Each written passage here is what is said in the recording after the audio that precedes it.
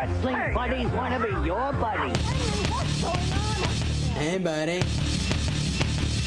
Buddy. You got me. You got me mad now. Oh boy, oh boy, oh boy. Do we have a big show today in store for all of you out there in the interwebs? Obviously, the crowd says yes, they agree. They agree with me. Yes. Obviously, we are minus Johnny LaQuasto today because he is over in the Middle East doing awesome things for our troops with a bunch of wrestlers. But you know what, guys? It's okay. Because I've got two veteran hosts in here with me that if I can't do the job well, Lord knows they're going to help me get through it. So, as you've seen him in here with us before, I've got my man, Scott Narver. He is a host of the SmackDown AfterBuzz, as well as Curtain Jerks podcast, and he looks kind of like that guy Skeeter Skyflyer from On Your Mark. Oh, really? I'm that handsome? You look kind of like that guy. That's a good-looking guy right there. That's a good-looking guy. Chuck Rice, thank you so much. Who's at CRice17 on Twitter? You can find me on Twitter at CRice17. If you didn't do that, I was about to. Yeah. Usurper of the throne and now sitting in the lead chair there. I know. Yeah. It's the takeover. Yeah.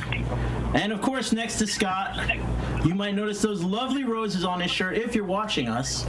We have Christian Rosenberg with us. Hey, thank you for having me. I'm thrilled. I'm finally on the Compadres show. It's great to be. Now. I'm officially a Compadre. I'm happy to be here. Oh man, I'm happy to have you here. Thank you for Quasso for being on the other side of the planet so I can be here. And of course, you can find Christian. Training orders are tough, you know. And of course, you can find Christian on many AfterBuzz shows, but of course, SmackDown alongside Scott, and of course, Tough Enough. That's right. And of course, all the way from Washington, D.C., we got our man, Dale Rutledge, on the phone with us. How are you, Dale?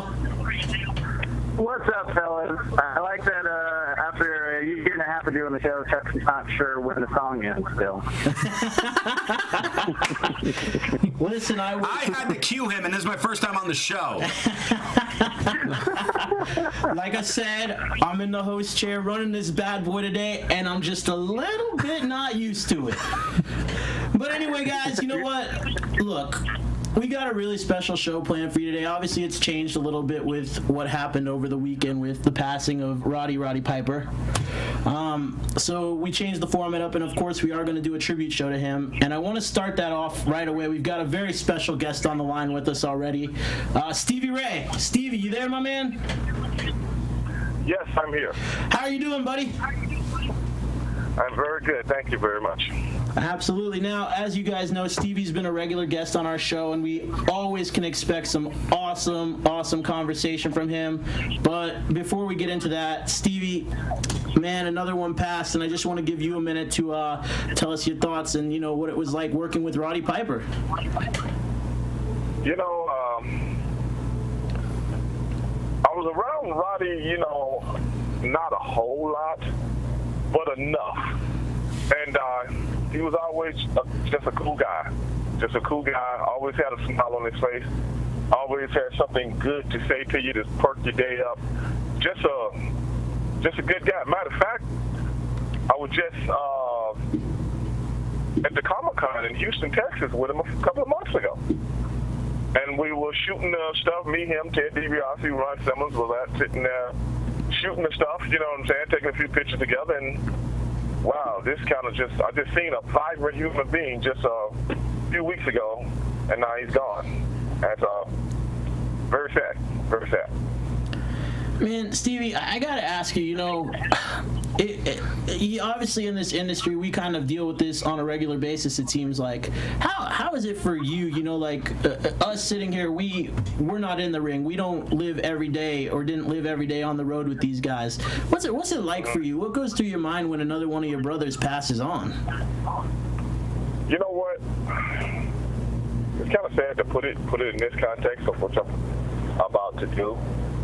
But in the last, I don't know, 20 years or so, it's become, you see, I've seen it so much It's become almost common now. So it doesn't throw me for a loop like it used to, because some of my closest friends that I've had in this business are gone. People like Bam Bam Bigelow. People like Brian Adams. You know, me and Brian used to ride up and down the road all the time. Bobby Duncan Jr., we came into business together. Teddy from Public Enemy and Rocco Rock from Public Enemy. You know what I'm saying? These guys were my friends. Me and Teddy used to go out to black strip clubs together in Atlanta. You know? Yeah, we go out to black strip clubs because we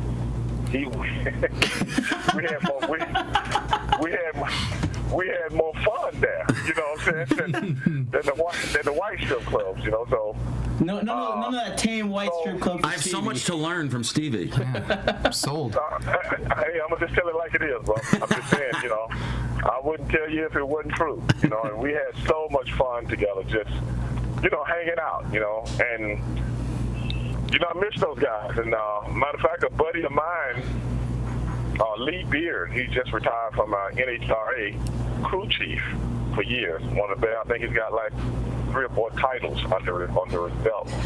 And he called me this weekend and was like, man, every time I see one of your guys that you used to work with pass away, I think about you. And I appreciated the sentiment, but I'm like, the only thing me and those guys had in common was we had the same occupation. We didn't live the same lifestyle, I don't think. So that's a good way to put it. If something happens to me, it won't be because Stevie Ray was a great big partier or did this or did that or whatever. It'll just be my time to go. So just the way it is now. Absolutely. Well, you know, I don't want to keep us on a down slide here and think of sad things. I want to talk about positive things, Stevie. And you know what is positive to me? The fact that you have been back in the ring lately. And I know that that's happening this weekend again at Summer of Champions down in Houston, Texas. Summer Champions 2. Summer Champions 2. Right? Yeah, second one. It's becoming an annual event. Summer Champions this weekend, August the 8th. And I'll be in the ring. I won't be defending my title. But the stipulations in the match that I am will give Shane Taylor a shot at the title if my team happens to lose, which they will not. I will make sure of it. So Shane Taylor will be waiting on his title shot for quite some time. I would say maybe November. If he's beaten enough people, I might consider it then. The way I see it, Stevie Ray's had so many championships in professional wrestling. I think he has the right to defend it whenever he pleases. If he doesn't want to defend it at he this show, he doesn't have to. He's Stevie freaking Ray. I mean, and really... Go ahead, Stevie. Well, I was just going to say, who's going to make him defend it? Yeah. Exactly. Stevie, what's exactly? And firstly, let's get something straight. Who has Shane Taylor beaten? Who has Shane Taylor even been in the ring with? Not Stevie Ray. Shane Taylor was forced to give me a title shot because he had been fighting nothing and nobodies. And when he got in the ring with me, Shane Taylor froze up just like the character on the old Underdog cartoon. He froze up, and I shook all the pennies and nickels out of his pocket. That's what happened to Shane Taylor. Well, people can get intimidated by you pretty easily. You're a big dude who's been around a long time. I would be terrified if I was in the ring with you. Pennies and nickels are falling out of my pocket as we speak. You know, I turned him upside down like Riff Raff on the old Underdog cartoon. Oh, man. And that's what happens, man. The guy was shaking, proverbial shaking in his boots. And he folded. Now I'm the champion. And in the reality of wrestling, the thing is, and this applies for everybody, if you're not in the top 10, you don't get a title shot. Pretty simple. Straightforward. It's that simple. This man has beaten nobody. So if he can creep his way out of the top 25 in some kind of way, edges his way in the top 10, then I'll get on a contract and we'll start working some deals out. Absolutely. Now, Stevie, I obviously believe that you're number one in the top 10.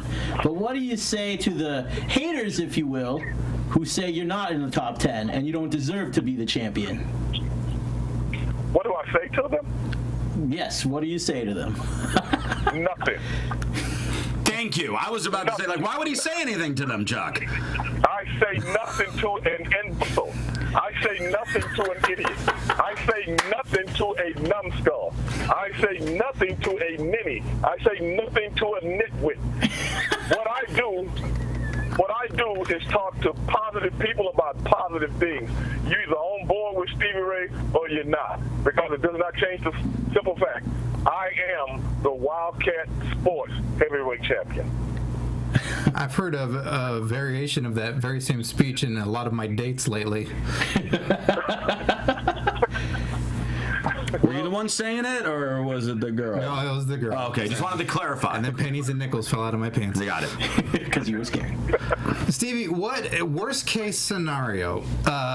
What do you say to your team if they happen to blow it, and then that title shot is then forwarded to your opponent? Well, you have to realize, for years and years and years, me and my brother, when we had to take on another team, we would always outsmart them in some way, shape, or form. If you watch the New England Patriots, in some way, shape, or form, even if the team is better than them, they find a way to win. Just like the old LA Lakers, just like the Bulls back in the day. I will find a way to beat you. So I am equipped. I have the experience. I have the guile to make sure my team, if they listen to me, which I know they will, because I am the kind of person that knows how to put things together, I will show them how to win, because I am a facilitator. I will show them how to win. A lot of people might be equipped to win, but I will show them. And in this aspect, in this ring, an 8-man tag match, listen to me, I will give them the game plan, and we will win that match. Now, Stevie, I noticed you didn't mention your old Pittsburgh Steelers on that list, though. He talked about the Patriots, the Super Bowl champs. That's all we need. I'm from Massachusetts. I support this. But see, the thing is, the Steelers never cheat. Oh, I see how it is. See, for a minute, I was going to start calling you Stevie Ray Belichick. The Steelers never cheat. And we already know track records of other teams. I will not call any names. Well, listen, Stevie, I want to shift focus on us here again a little bit, and because you're a man who doesn't shy away from controversy, and you're always very opinionated in a way that I love. This past weekend, the president, owner, CEO, many titles he holds of the UFC, Dana White, made some controversial comments about pro wrestling and how it was fake. What do you have to say to that, man? Well, Dana White is Dana White. Frankly, I don't know where that was coming from, to be honest. But professional wrestling is what it is. And if you want to be honest, if Dana White was really honest within himself, he has taken so many things from professional wrestling and applied them to mixed martial arts as far as promotions is involved. So in essence, Dana White's success, a lot of his success has came from where professional wrestling is this day. Because you got to realize, MMA is trying to come lately, but they used a lot of what professional wrestling did to get to where they are. So in essence, he should be praising them and not trying to throw salt on it. But at the end of the day, that's a lot of the same thing. I mean, I couldn't have put it any better myself. No, it's great. I mean, you can think about it, now more and more of the guys are kind of cutting promos. They're having the more elaborate entrances. I mean, yeah, there's a lot more sports entertainment aspects in UFC events. So I completely understand what you're saying, Stevie. But to sit there and act as though you haven't, and you haven't studied what professional... I take that back. Matter of fact,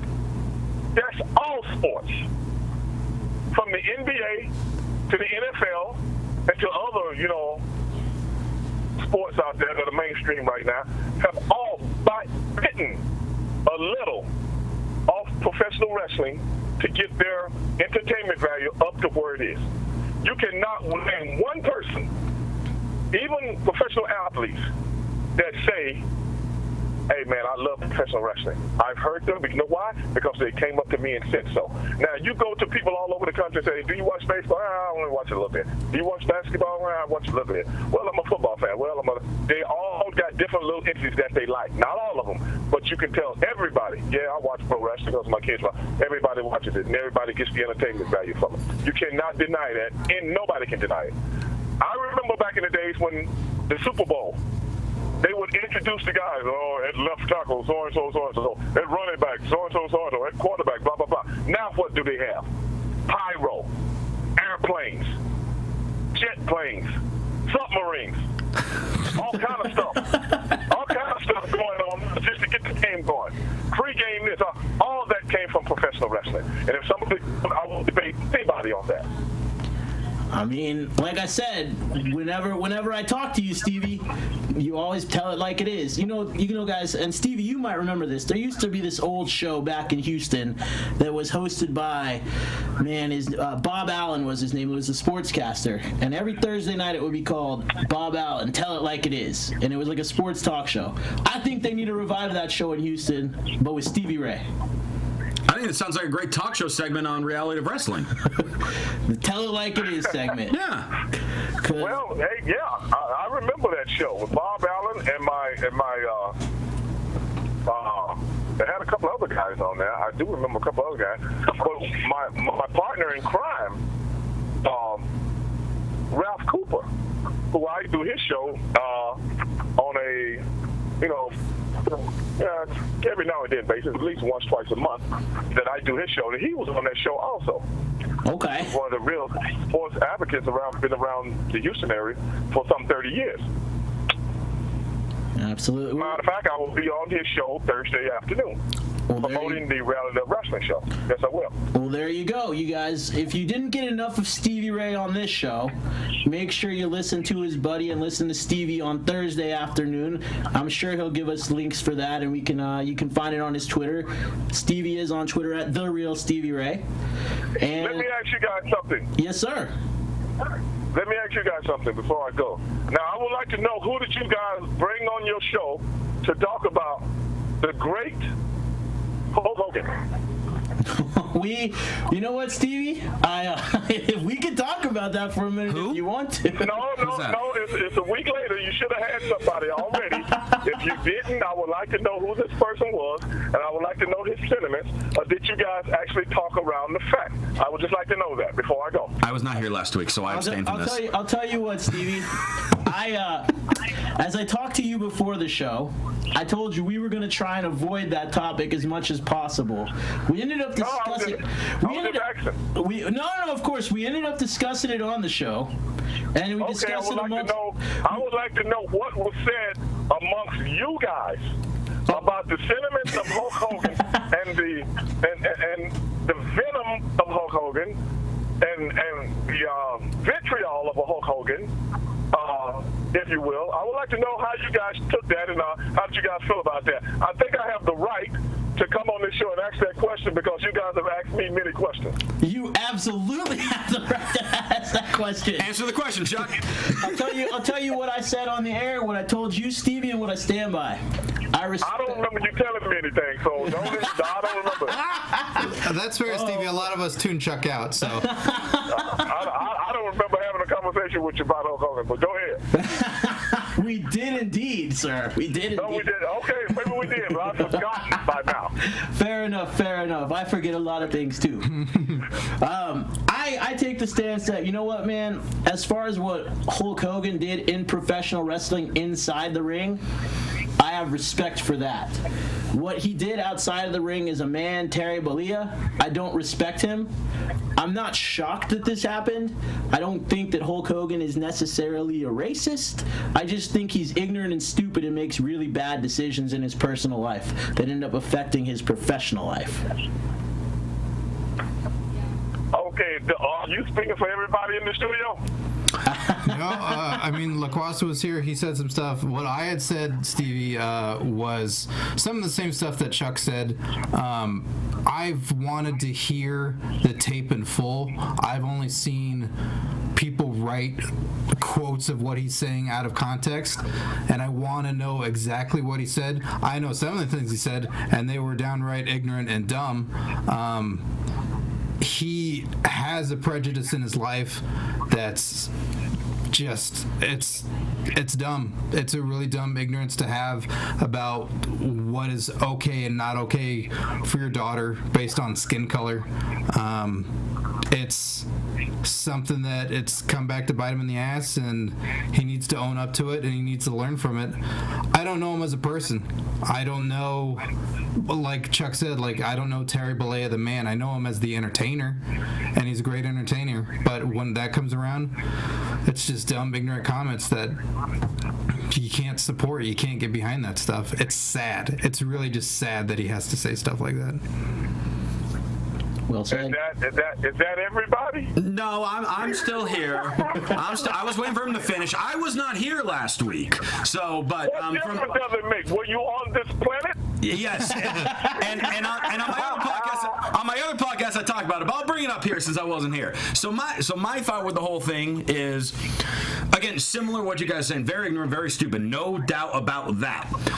It's also the day and age that we're in, with all the social media and WWE being the super PG friendly. If this happened in the Attitude Era, he would have gotten in trouble, but he would have still been on TV, which is a scary thing.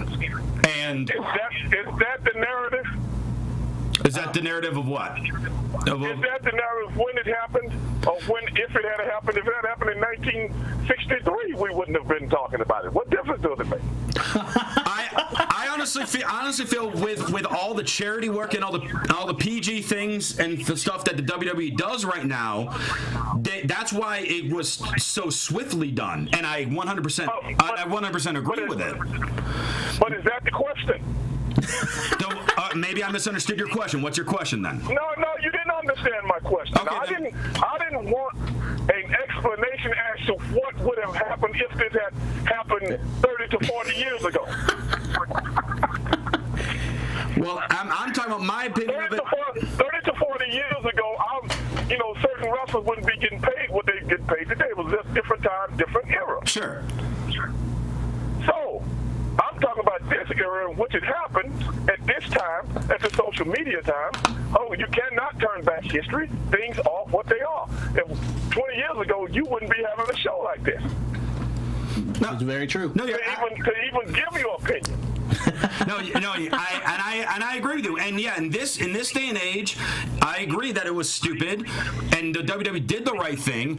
I just want them also to take this precedent, because they have to take this type of action if anyone else does anything similar to it, whether it's the bottom of the card or John Cena. If someone said something, whether it was insensitive to race, to religion, to sexuality, whatever it might be, they have to do the same thing that they did to Hogan. Well, I agree too, and it's unfortunate for the old hoaxer. But I think the old hoaxer can come back from this. I think we live in a country of second chances, and believe me, Hulk Hogan is probably not too much different than a big portion of many people in this world. So, well, Stevie, I don't think the man's life should be over because of some dumb comments. Well, let me ask you he's a 60-year-old man who was born in Georgia, so the fact that he's mildly racist is not a huge surprise. Well, no, not really. But I honestly believe some people will take what you just said and actually put it in a certain demographic or a geographical type. No, really and truly, it has nothing to do with where he was born. As long as he was born in the United States of America, I think certain sentiments like that are in his heart. Well, let me ask you this, Stevie. You know Hogan. You've worked with the man. Do you think he is a racist? I think a lot of people can be racist and don't even realize it. especially when it's convenient.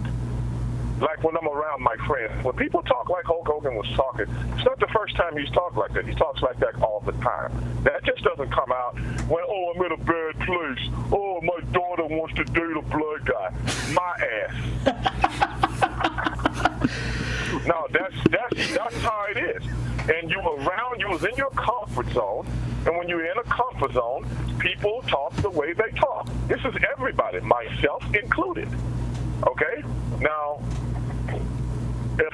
if you heard me talk in some of the ways I've talked about people in certain ways, now I might just been pissed off. You don't want to hear it because it couldn't be repeated in any language. Oh, man. But, you know, that's slightly different. But what I'm saying about Hogan, when people can say things like that, and the way he was saying it, in the context of which he was saying it, you know, well, you guys might know, but I know that's not his first time and it's an everyday thing with him. Which still does not mean he's a racist. Just because people make racist comments don't mean they're racist. Then there are people that can live every day like a politician, okay? I'm shaking hands, I'm kissing babies, I'm helping this community, but when I go home, I got hatred for these people and their very existence on this planet. Why that is, I don't know. But he lives with it and lives it every day like a drug addict or alcoholic, functioning in life every day, and you will never know. So which one is he? I don't know, because I don't know what's in his heart. But people have to take that into consideration. But at the end of the day, if you're hired by a Fortune 500 company or a company that works with Fortune 500 companies, and we got to protect the brand, this is what happens. This is the outcome of it. Well, hopefully what this does is it sheds light on the subject and gets people aware and making them question about how they do chat casually, and helps, you know, enlighten these people and helps enlighten that this isn't okay. This isn't okay to think that way and okay to talk that way. Amen to that. Well, yeah, especially when your buddy is taping you. Exactly. Yeah. So if nothing else, you better know when your buddy is pissed off and nobody's listening, nobody's around, because he might just be taping you. Exactly. I hear that. Well, Stevie, that's what happens. Well, Stevie, man, I can't thank you enough for giving us some of your time today to come on here, talk a little Roddy Piper, talk a little Dana White, and, of course, the man that doesn't exist in WWE history anymore, Hulk Hogan. So, yeah, right? Wow. Who? That's cold. That's cold. I didn't even know they had took him out the Hall of Fame thing till the other day. Yeah, man, they gave him the Chris Benoit treatment, but it is what it is. Well, listen, guys, make sure you check Stevie out on that radio show this Thursday. He will post links on his Twitter, the Stevie Ray, and of course, check him out at Reality of Wrestling Summer of Champions 2, Saturday night in Clear Lake, Texas. I got one last thing to say. Yes, sir. Then I'm out. All right. Better him than me. All right. Thanks, Stevie. Thank you, Stevie Ray. Stevie, always a pleasure, right, man. I'll catch up with you soon. Okay, buddy. Talk to you later. Bye. Well, guys, like I said, you never know. You have no idea what he was going to say. You were 100% right about that. You never know what you're going to get with Stevie Ray, but it's always a good time. You always got to tune in. You know, Dan. And that was all the time that we had for the show. Thanks, everybody. Have a good night, everybody.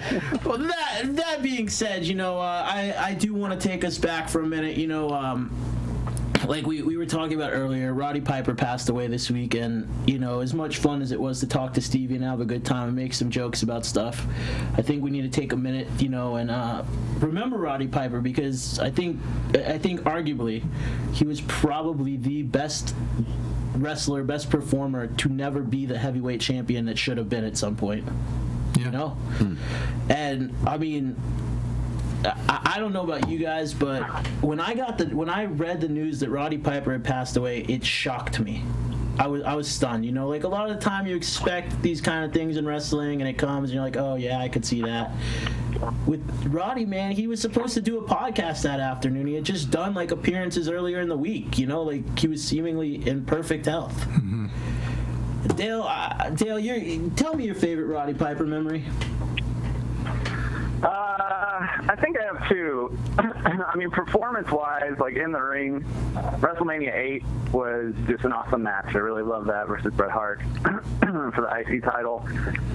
He didn't actually win it, but the camaraderie between the two guys was just, I don't know, obviously a good one. But weirdest moment, I feel like at WrestleMania 12 was I don't know. I really it was like kind of right when I started watching wrestling around that time. Right.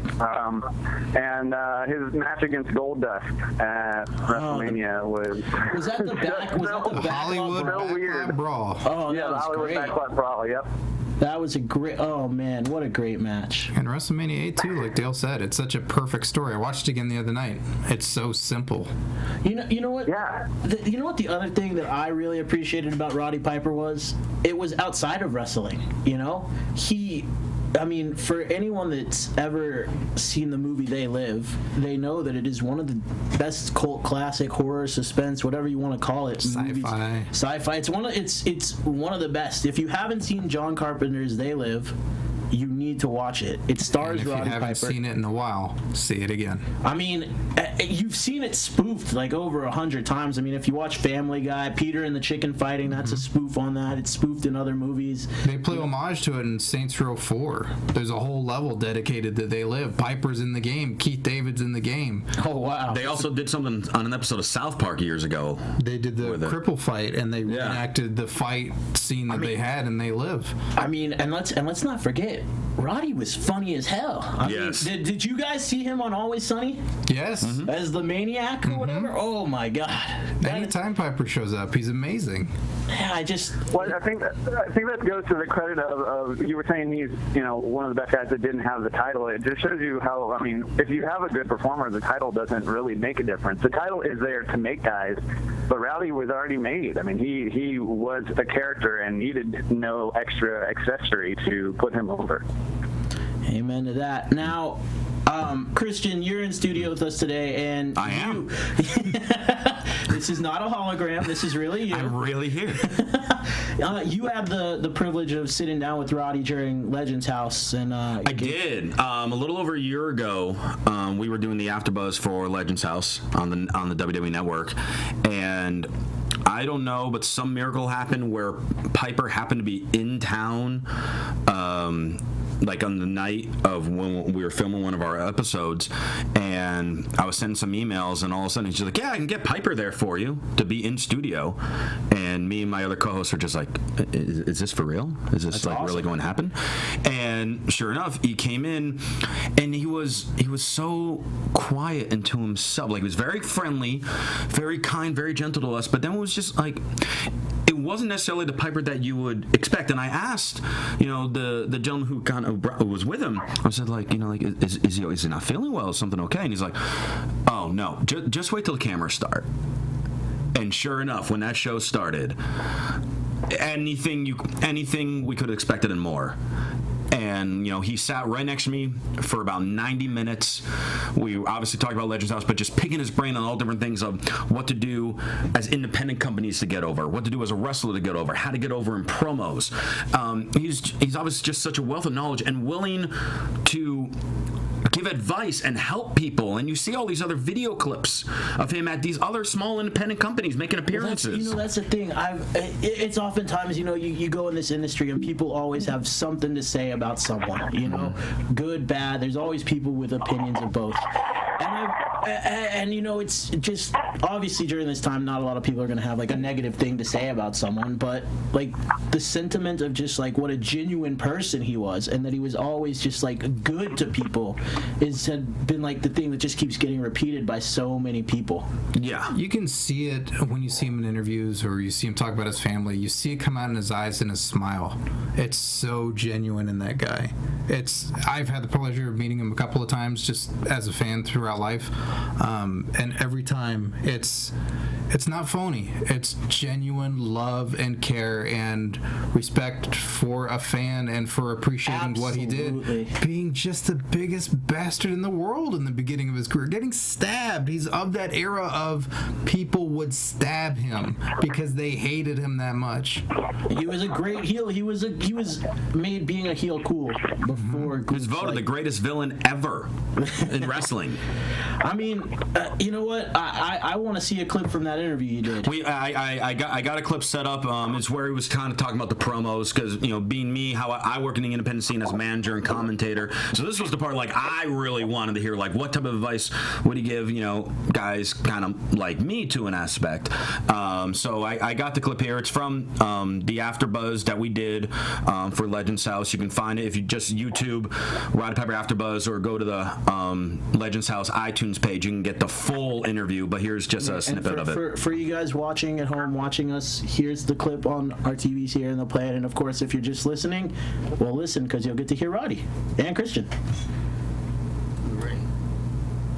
You're missing this. We don't know what you stand for. Who are you? Why are you in the ring? What do you stand for? What are you doing? Who are you? Don't have that. They don't have that answer. Now, if I said to you, let's go look, and you saw Hogan come out, bah! Guy, prayers, vitamins, big, ah! Flair, woo! Girls, Space Mountain, ah! Kilt, bagpipes, kicks ass, ah! Bomb, bomb, bomb. Yep. No, we like kindergarten. I got it, mommy, too. Can't do that with you guys. Because everything's coming out of, everybody's being sincere, but they're not giving you the right information. So that's the first thing you got to figure out before you can do a promo, is who are you? Because like that little boy we were just talking about before, I'm scared. Well, that's who he was. So, in essence of trying to move this along, is here's some things that may help you out. Once you find out who you are, Ella Fitzgerald. Ella Fitzgerald was a really great singing lady. And I don't know what building I was in with Ella Fitzgerald. I was really young. And this is what she said to me. I don't know why she talked to me either. She says, you give them a good beginning and a great ending, and they'll forgive a lot in between.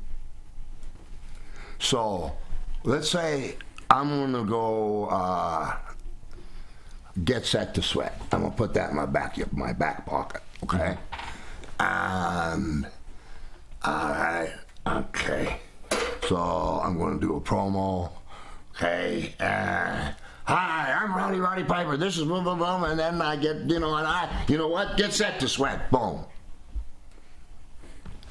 If you get, hey, yo, I'm Rowdy Roddy Piper. You know something? Last time get set to sweat. Boom. You're out anytime you need to be. Mm-hmm. So you're never. So it takes the nerves away. Yeah. Yeah. Instant. Yeah, he was just saying like exit plan from the cut of the promos. One thing I wanted to point out in that, because I forgot to mention when we were talking about how he came in earlier, is the fact that he has his own soda from Rocket Fizz. Yes, I can't believe it's not bubblegum flavored soda. And he told us at the beginning of the show that he brought us soda that he was going to give to us during the show. And then he goes into his bag in the middle of the show and grabs us 3 empty bottles of the soda because it's just so good. I drank it all before I even got here. So here are the bottles. It's like, what the hell, dude? He's a heel. Yeah. Well, listen, that was amazing. Thank you. How awesome. Oh, man. That's honestly one of the greatest experiences of my life, without a doubt. Oh, man. All that great advice, Christian, and you still can't get over? What's going on with you? Hey, you have not been... Hey, go August 9th to Victorville, California at Alpha Omega Wrestling, and you're going to see me get over. I'm the most hated guy there. All right. He just set up a plug for me. Thank you, Dale. Wow, the most hated guy in Victorville. Now that's something. Hey, you got to start somewhere. I'm just saying I hate everyone in Victorville. Well, listen, as this is our Roddy Piper tribute show, Johnny LaQuasto is not with us today because, as we mentioned earlier, he is in the Middle East. They're doing the tour with, him, Shane Helms, Sergeant Chris Melendez, Thea Trinidad, Ken Anderson, and Austin Aries. Yeah. And it is my understanding that Johnny has recorded some clips of them giving their thoughts about Roddy Piper for us. So we're going to play that for you guys right now, too. All right, greetings from the Middle East. Johnny LaQuasto here with Mr. Ken Anderson. We want to talk about Roddy Piper. We just got here, but we want to make sure we get this over. So we get to have a couple stories on the show this week because it's going to be amazing. A lot of really cool guests and everything. So, Mr. Anderson, take it away. So the last interaction I had with him was actually on his podcast, which was amazing.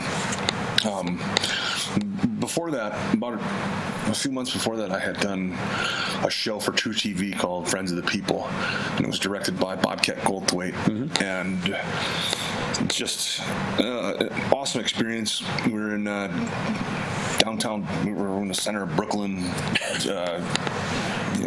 95, 100 degrees outside. It was ridiculous, middle of summer. Really busy. We were in an old furniture shop that didn't have any air conditioning in it. Of course, we had to be in there all day. They couldn't have the air conditioning running because of sound, as it happens. So it was just he was just an amazing guy to work with. Again, and I remember a funny little incident where this guy came up to him. It was kind of a stunt guy or kind of the stunt coordinator, and told him sort of how he should fall or how he should hit somebody with a chair or something like that. And Roddy just like snapped on a dime and came onto that. He was such a sweet guy all the time. Oh, yeah. He just came on it for a minute and was like, thank you very much. I've been doing this for 30 years. Thank you. And the guy just completely reversed himself, apologized. Peed himself a little bit. A little bit, yeah. I think he pissed down his leg a little bit. And then another incident a little bit later, we were getting ready to, we had wrapped for the day. And the changing area was about 3 blocks away from where we were filming, and they had arranged a van to pick us up. But the van, that time of day, rush hour, it would have taken us 45 minutes to an hour just to go 3 blocks. So we just looked at each other and said, "Should we just do it? We just hoof it." So here we are in our wrestling gear. I've got tights on. And Piper too? Piper's got his whole gimmick on. Oh my God! The kilt and everything. And here we are. I got wrist tape on, baby oil, and we're walking down this main drag in Brooklyn looking like this. And I remember looking around and just being sort of overwhelmed by the idea that nobody really seemed to care or noticed.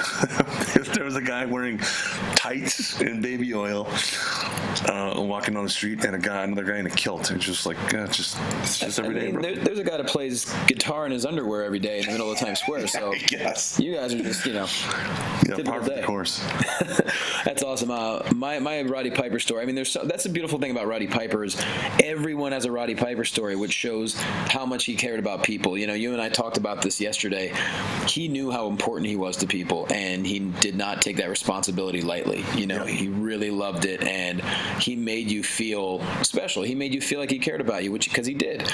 And my last interaction with him, a couple years ago, I was lucky enough to do some physical therapy on his neck when he was having some neck issues before his second surgery, and that was really amazing to be able to help him out. But on July 12th, Championship Wrestling from Hollywood, we had our red carpet rumble, and they allowed this other company to come in and film some matches. Well, Roddy's son Colt was wrestling a match, so Roddy came in, did some color commentary, so the announcers kept having to switch headsets, and we would leave, they would go, and back and forth. And I noticed every time I got my headset back, it was just sweaty. And so finally, on the last match, as Roddy walked by me, I was like, "Hey Rod, can you stop sweating up my headset?" To which I got the standard Roddy Piper smile and massive bear hug, and that's perfect last interaction with Roddy Piper. So that bear hug that he would like well up from the bottom of his soul. Brutal. He would make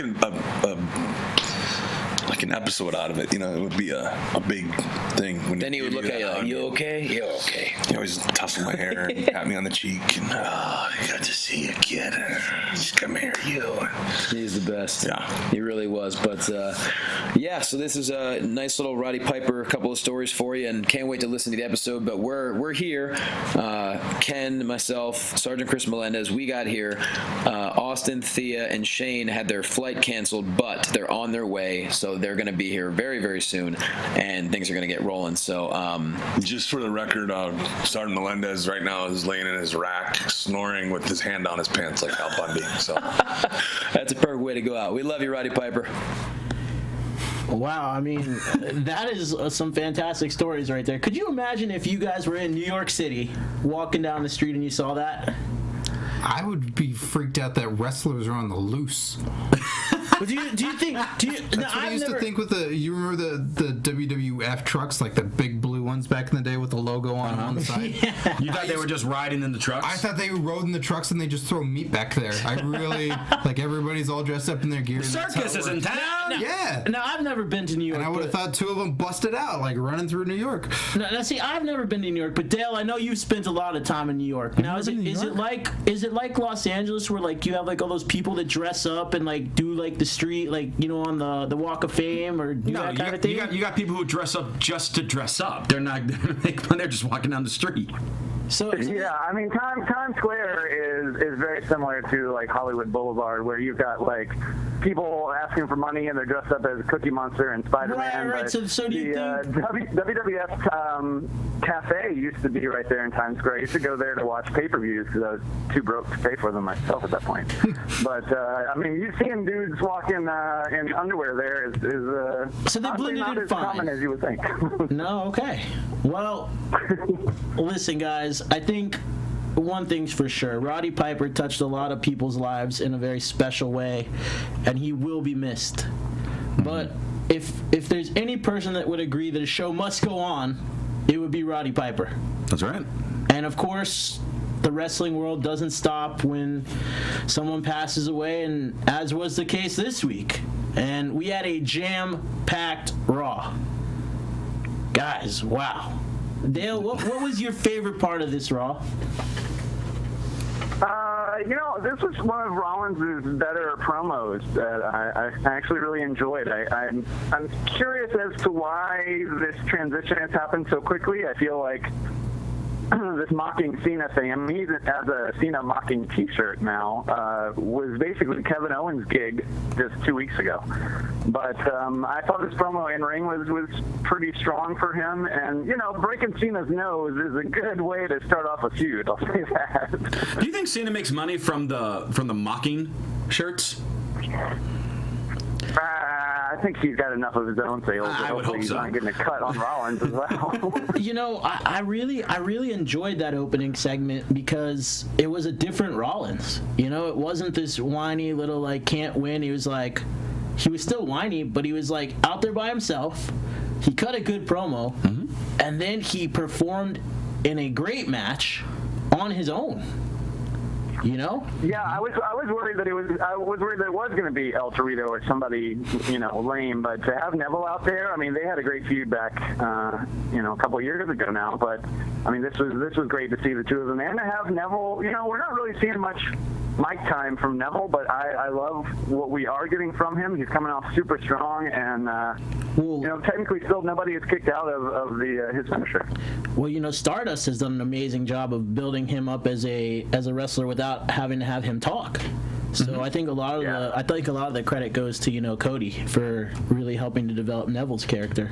Do you think a lot of people were talking about that very, very, very, very near fall in that match? I think it was great. I think it was just a super close near fall. I'm going with the Des Bryant theory here. It was a catch and that was a pin. So you think the ref messed up? I've always been under the impression that WWE, like their officials have been told, and this is my understanding, that they're supposed to try and make it as real as possible. And if someone doesn't kick out, they're supposed to, call it. I mean, I guess in a situation like this, when it's such a high, caliber match, you might not be able to go by that same rule. But the referee made that look sloppy because it looked like it was a 3 count.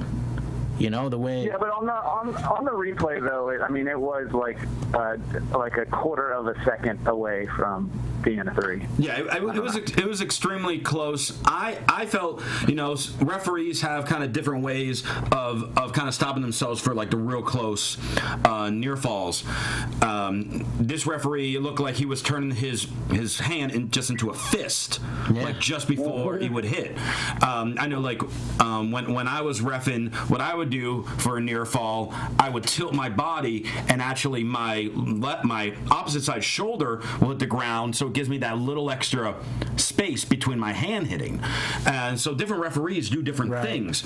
I just think it was a perfectly timed near fall. I don't think it was a mistake by the ref. I think Rollins did it to like just the right second, and the ref caught on right there. I thought it was amazing. I thought he pinned him. I thought he did too. I thought he was pinned. I thought he, it wouldn't have made sense for him to come out and challenge Cena like that and then lose. But what do you think, Scott? Chuck, I want to know, if you were a referee, how would you stop that third? There you go. Count.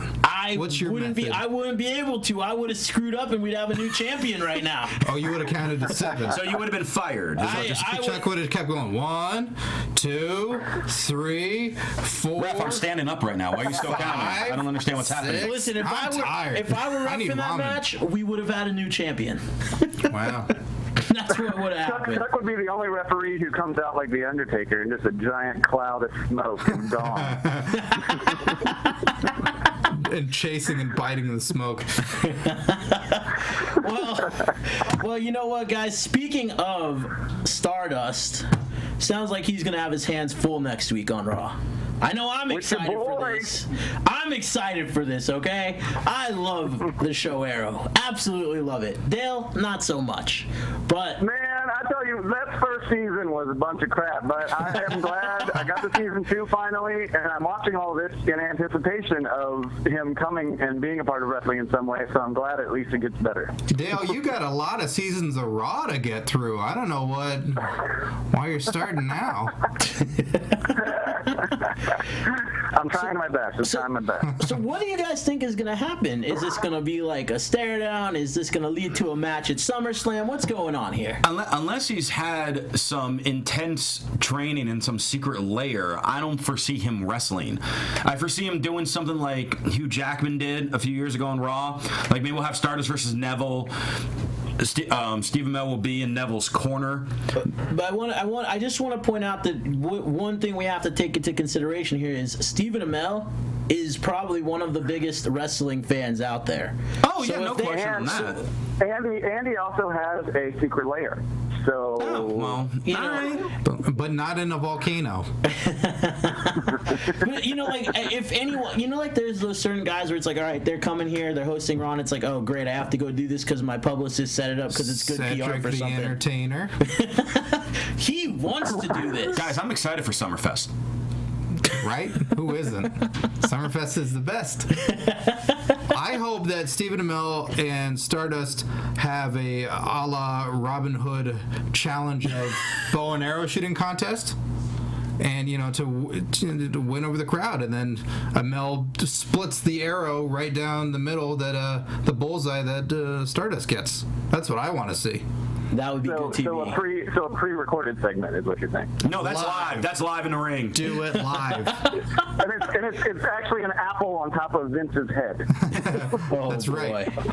Well, needless to say, I think that is the segment I am most looking forward to on Raw next week. I'm very intrigued. I'm curious, like you said, what they're going to do with it. Because obviously they're going to set up something for SummerSlam. It's just a matter of how and what. And he's a cool dude. I mean, it's just there's such a fine line with celebrities from being like, oh, that was neat, to being like, why the fuck are we watching this? Right. Like, there's this very thin line between it. So hopefully they have concocted something that is actual fun, like good storytelling, and isn't like a time suck on a 4-hour show. Well, I guess if you got 4 hours, I guess you can have a time suck. Right. If Johnny was here, he would play the "My Mother is from Brooklyn" soundbite for you all, but just imagine it, because that was a terrible celebrity appearance on WWE. They were hitting each other with wine bottles in the butt. How dare you? That was awesome. But you know what? Like top to bottom, this Raw was great. And there was another air quotes celebrity on Raw this week in The Miz. If you ask him, he's the greatest celebrity in the world. And I thought this Miz TV segment was fantastic. Christian, what do you think? The only thing that bothered me about the segment was The Miz. Like, I mean, I loved having Kevin Owens and Cesaro kind of go at it and start warming up for their, I guess, feud. But The Miz kept making these, like, mock faces behind them, like, oh, my God. See, I enjoyed that. I thought that was funny. I thought that was it was just so weird. Like, he's still a wrestler. He's not, you know what I mean? Like, it was, I don't know, it was very odd for a person who's actually in the business and has been the world champ to be this sort of fuddy-duddy. He's the Intercontinental Champion right now, remember? I thought, look, I thought the way he did that segment, it was already going to be a little dicey because, he comes out and you see a very real side to The Miz, I think, where he gave his, tribute to Piper right there, and he's like, look, this segment wouldn't be here if it weren't for this guy, and that's like a very real emotional thing to come out and say, and then have to turn back into playing your character. I think, I don't think that's easy to do either. And I thought he was great with Owens at the beginning of that segment, and I thought he was funny throughout it. Miz just has a problem of that character isn't consistent. We're always seeing something all the time where he's trying to do everything, much like his career where he's in movies, he's showing up on talk shows, he's being the smarmy bad guy, and he's all these other things all the time because he's a utility player. He's doing whatever they ask, but it's like what Piper was saying in your interview, that we gotta identify with you in one way. What is it? Be smarmy Hollywood guy, and that's it. Like, if you're gonna give kudos to Piper, that's one thing, but we see all these things all the time, and him making faces like it's not who you are. If you are the smarmy Hollywood guy, be too cool for all this. Like, you're boring. Did you know I was in a movie, Marine 4, that's now available on Blu-ray? Like, be that guy. He's all over the board. He's not that one thing. Listen to Piper. Miz, go back, watch Legends House on AfterBuzz, listen to Piper. Thank you. Thank you for that. Plug. That was a great plug. Well, this segment, honestly, the thing that I got out of it most is kind of what I've been talking with actually Scott about on AfterBuzz SmackDown the last couple of weeks, and the fact that Cesaro and Owens are going to steal SummerSlam. Oh, absolutely. That match is going to steal this show. They better give it at least 15 minutes. Or an hour. Well, they got 4 hours, so they better. Is Owens going swinging? Is Owens going swinging? In his personal life? Well, I don't know what he does in his personal life. I don't know what people but from is Montreal Cesaro going to send him swinging? That's what I want to know. That's what you meant. Yeah. I wasn't quite sure Get what you your meant. minds out of the gutter. That's my spot, okay? Don't steal my shtick. Owens is really good at trying to steal people's moves and use them. I wouldn't be surprised if Owens attempts a swing on Cesaro. Ooh, I like that.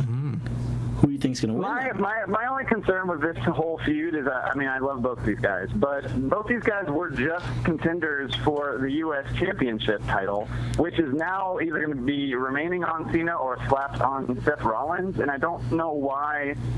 This sort of feels like it was kind of demoted in a way where I thought maybe this was going to be Cena and Owens and Cesaro and Rusev maybe, or whoever. I didn't know exactly how they're going to do it, but there's something about this that feels kind of weird to me, a little disjointed in how it was feeling pretty elevated just a couple of weeks ago. So you're saying there's no stakes, like it lost all the high stakes element to it? Well, Kevin Owens is just coming off of the hottest feud of the year, in my opinion, and is now in a grudge match at the second biggest show of the year.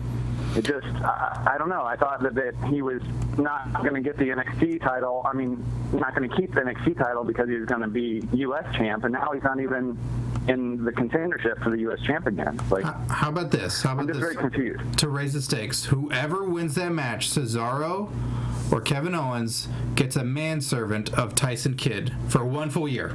Jeez. I think there are many ways they can go with this. If I pull out my crystal ball of things that I would want to see happen and never will, It's a that happens TV a lot. show. Don't pull out your crystal ball. Hey. Hey, I'll do what I want. You're not over here. You're not here right now. I'll do what I want. I don't ever want to hear anything about balls and being pulled out. But back when Hogan and Warrior had their title versus title match, Warrior won it. He had both titles. He immediately then vacated the Intercontinental title, and then they had a tournament for it. I don't know what match you're talking about. This never happened. When Warrior magically received 2 titles. Here we go. And at WrestleMania 6. In the crowd as a child. In Toronto. Right. I can see, whoever wins the Cena Rollins match, all of a sudden then that U.S. title becomes vacant. You have a tournament. You have the finals can end up being Owen Cesaro. Was next one Night of Champions? Is that the next one? Maybe. No, sure. We'll just add events on the network. But a house show will become a pay-per-view. Yeah, to me it makes sense, and that would be kind of the way for Owens to have a title run rampant until Zayn is ready to come back on TV. Yes. But why do you have Cena elevating the U.S. title for several months, only to have whoever gets it is like, oh well, I got both titles, so I don't need this one. I don't know. It just kind of like deflates what I feel like they've been doing. I agree with you, but I can see them doing it. I'm excited to see where they go with it. You know what else I'm excited about? What else? Which I know that you guys will never believe. What? I am most ice cream sandwiches. Yay! Well, besides ice cream sandwiches. And that's Chuck putting ice cream inside normal sandwiches. Rye bread and mint chocolate chip. Woo! I am most excited about this Divas division right now. All right, since you're in the lead chair, doesn't mean you have to lie the whole time. No, I'm actually no. Look, I am very excited about this. I think Naomi's promo on Raw last night was one of the best promos I've seen in some time. It was hilarious. Wow, all right. Do you want the promo to be hilarious though? I mean, it was serious, but it was funny too. Come on, that was great. It was. Their whole team is amazing, and I like this submission sorority thing too. I love the name. Very catchy. I also love the fact that I feel like in this whole feud that began, 3-4 weeks ago now, where you have the 3 separate groups. Pretty much the people that have been on the hottest win streaks have been Charlotte and Sasha.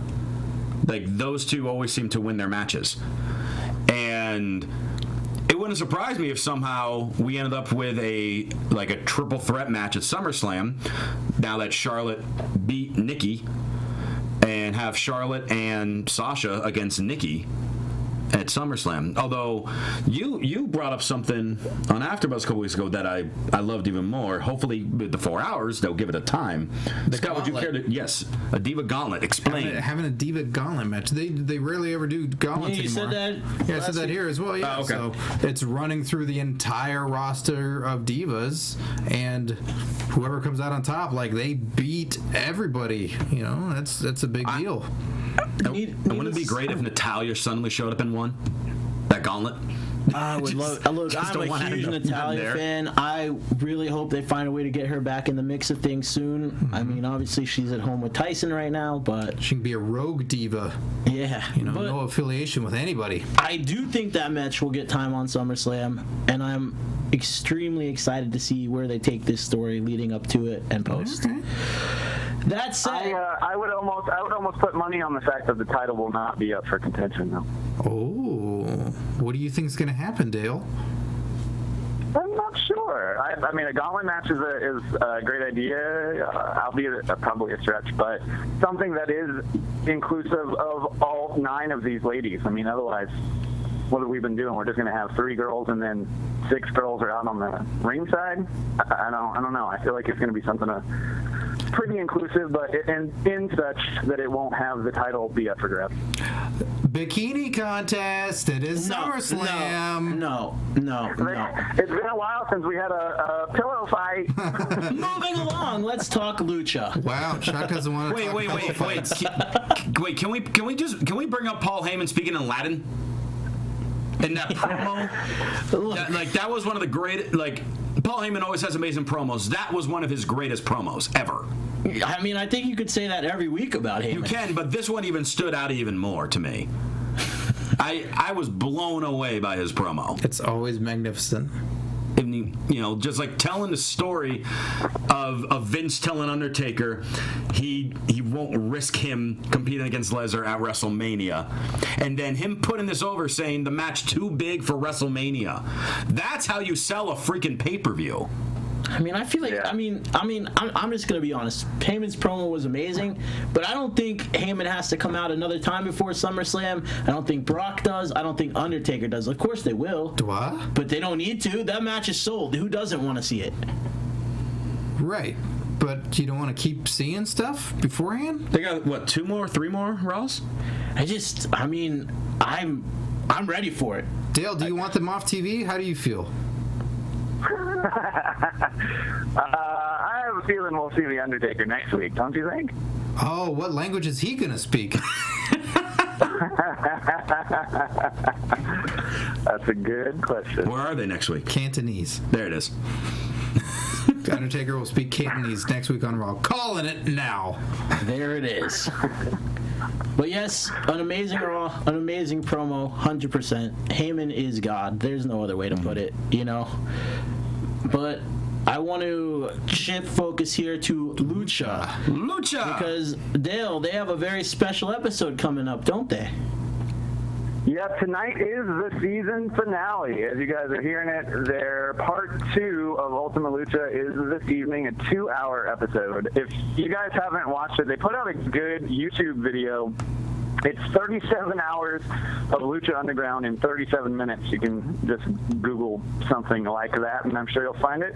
But it does a good job of surmising, but you miss a lot of the cool backstage story things. So, you can't really surmise 37 hours. But, the part 1 was this previous week, and, Cage and Willie Mack was probably my favorite moment. That was incredible. I don't know. That was so many spots. So amazing. Willie Mack is an amazing performer. Why did he not end up at WWE after he was signed? There are a bunch. Hogan. No, I'm kidding. Who? There are a bunch of different stories back and forth with that, but I'm so happy for Willie and all the success he's getting. I reffed his second match. Like, I've seen him from the very beginning, where he was just a guy who had no idea how strong he was. Did he win? That match ended in a DQ, but my memory of that match was he took this guy and threw him up in the ring, and I've never in my life have I seen someone in a ring get thrown so high in the air in my life than Willie Mack threw this little guy who was like about 150 pounds. And when Seth Rollins flew up at WrestleMania into the RKO, it add about maybe 5 more feet in the air to me. Good Lord. He sent him up. Maybe that's why he's not going to break, because guys like you in his second match disqualified him. They used weapons. Wow, later. you're holding Willie Mack down, Christian. Willie, it's because of me. Mm-hmm. It's because of me. No, I love Willie Mack, but no, and Cage also. I've watched him, expand his talents over the last few years. Dude is a freaking beast. I like seeing these guys that everyone's always like, oh, they should be signed somewhere, but have never been given the chance. And these other guys, like the Daivaris of the world, who were always mid-card at best and never got to showcase other gimmicks and sides of them, they're getting those opportunities in Lucha. Or even guys that you've never even known of. Pentagon Jr. That guy, holy crap. It shows you the power of being able to tell. Good storytelling can put over anybody that's talented. And these guys, they just have such a deep roster of talent that, is basically full of the indie circuit. But they knew who to call and who to get in touch with. And, the producers of last season, 2011, Tough Enough, had a lot of people that they knew to contact and just really put together a really solid show. If you guys haven't watched Lucha Underground, you really need to go back and check out this whole season, because it just top to bottom was great television. Besides the fact that it was wrestling, it was just really awesome storytelling, and was very dark and had a lot of things that we aren't used to seeing anymore because of the PG era. Yeah, it's very refreshing. with wrestling when it comes to wrestling, because it's just got a whole different feel to it while you're still having that great wrestling. And for people in America not too familiar with Lucha Libre style, obviously you get that in there as well. Well, it's nice to see too that like it's succeeding in America, because remember MTV tried to do their Lucha USA or whatever show that was, Lucha Libre USA, and it was just an abysmal failure. And it's nice to see that this product is getting over here. And Dale, you and I were at the show, as was LaQuasto and Steve Sears, and we won't say what happens, but you can't miss this show. It's mind-blowing. Yeah, even if you haven't seen any of the rest of the season, just watch tonight's show for the sheer exhilaration of like some really crazy shit going down. Vampiro returns to the ring. I mean, he's been gone for over a decade, inside the squared circle, and there's. Well, there you. A personal favorite of mine was Alberto Patron and Johnny Mundo. That match was spectacular. It was so good. Like we saw that on SmackDown Forever, meant nothing. Like they're great, but it didn't mean anything. This match, it means a ton. I'm looking forward to watching it. Oh, it's rad. It's so rad. Well, guys, I appreciate you guys helping me get through steering this ship today. We appreciate you, Chuck. We appreciate you. Christian, tell us where we can... Chuckles, you did it. Thanks, man. Christian, tell us the studio's on fire, Dale. That's not fire. No, Christian, where can we find you? So you can find me on Twitter if you want to keep chatting with me at Real Rosenberg, Instagram at The Real Rosenberg. You can check me out on AfterBuzz TV on Tuesday nights when I host Tough Enough AfterBuzz, and Thursday nights I host SmackDown AfterBuzz with Scott right over here. And you're about to point something else. Where can I get a nifty T-shirt with roses on it? For sale. Actually, Scott, that's wrong. What? You can't sell shirts with roses on them. A few days ago, I got my Pro Wrestling Tees store opened up at ProWrestlingTees.com/Christian Rosenberg. I'm really excited about it. Please buy a shirt. A, because it makes a little money for me. B, because if you follow my AfterBuzz, a few months ago I actually had some surgery. I'm doing fine now, but I have the medical bills now, so any dollar helps. So please take a second to check that out. And also, this Saturday night, if you have a Roku device at home, you can tune into Insane Wrestling League presents Insanovision. I call the play-by-play action for it. You can watch live on Roku. Go to theiwl.com for more info on that. Awesome. Mr. Narver, where can we find you? You can find me on Twitter at Curtain Jerks, and you can listen to my comedy wrestling podcast, Curtain Jerks, available on iTunes and SoundCloud for comedy, sketches, wrestling, characters, all that good stuff. If you like anything that I say on here at all, then you get a lot more of that with my co-host, Steve Sears. Where can we find your doppelganger? Oh, my doppelganger? Oh, it was Skeeter Skyflyer? God, I wish I looked like that guy. YouTube.com/OnYourMarkShow. Season 1 is all there with guys like John Morrison, Davari, Adam Pierce, Matt Hardy, all that great stuff. And I hear there's a Season 2 in the works. I heard that rumor too. Better be good. There might even be another channel popping up with even more. I heard that rumor too. There's a lot of stuff happening. A lot of stuff for that Skeeter guy. Too bad you're not him. It looks like his career is about to take off. He gets all the girls. Dale. You can find me at VWatchingDale on Instagram and Twitter. You can also find me at the Black Strip Clubs with Stevie Ray. Oh, take me with you, Dale. Take me with you. Make it rain, Dale. Well, then I guess that means I'll be seeing Dale this weekend in Houston. Guys, you can find me on Twitter at crice17. You can find me on Instagram at Chuck Rice. If you do live in the Texas area, I will be there this next week. I will be at Summer of Champions 2. Come say hello. I may or may not convince Stevie Ray to take me to the Black Strip Club afterward. If Chuck doesn't come back to do the show next week. I had too much fun with the big booty. Chuck just stopped himself because he didn't want to pull a Hulk Hogan. Okay. Seriously, though, guys, thank you so much for doing the show with me today, helping me get through this. Thank you for having me. Sure. And we'll find you all next week. And, of course, like us on Facebook, follow us on Twitter, and keep those reviews coming in.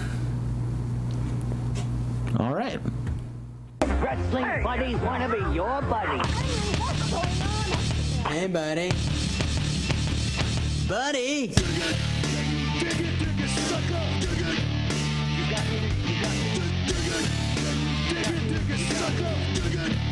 You got me mad now.